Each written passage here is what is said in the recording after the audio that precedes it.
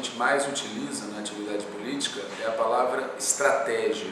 É muito comum a gente numa discussão falar, é preciso ter estratégia adequada para lidar com essa situação. Qual é a estratégia que o sindicato deve utilizar? Que estratégia o partido deve utilizar nas próximas eleições? Qual é a estratégia do governo? Qual é a estratégia da oposição? Também é comum que a gente utilize a palavra tática. É preciso ter muita tática nesse momento. Que tática a gente deve utilizar nessa greve?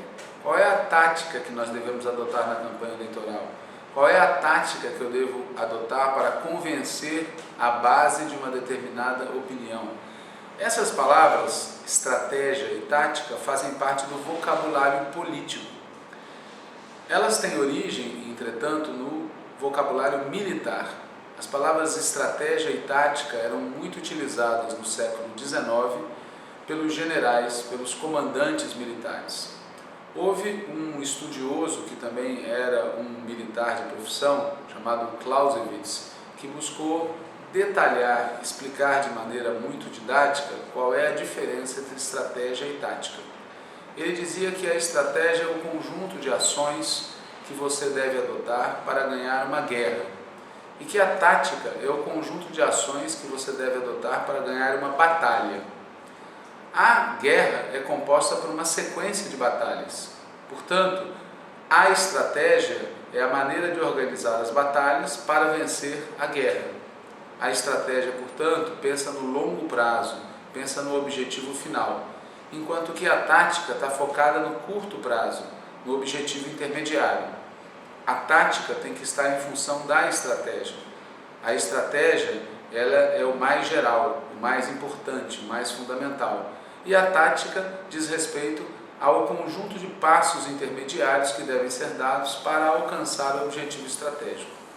Ele falava isso sobre a guerra, mas por analogia, esses dois termos foram trazidos para o campo da política. Havia também quem dissesse que a guerra é a política feita de uma forma diferente.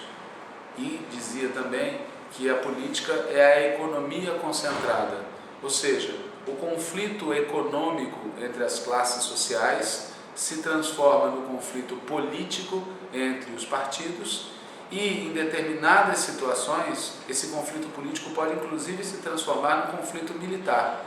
Isso fez com que as palavras estratégia e tática, que têm origem na guerra, fossem sendo trazidas aos poucos para a atividade política.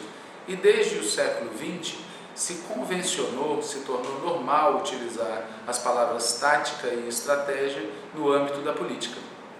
Estratégia a ser entendido como o conjunto de diretrizes, de ações, de programas, de metas, de passos que visam alcançar o objetivo final.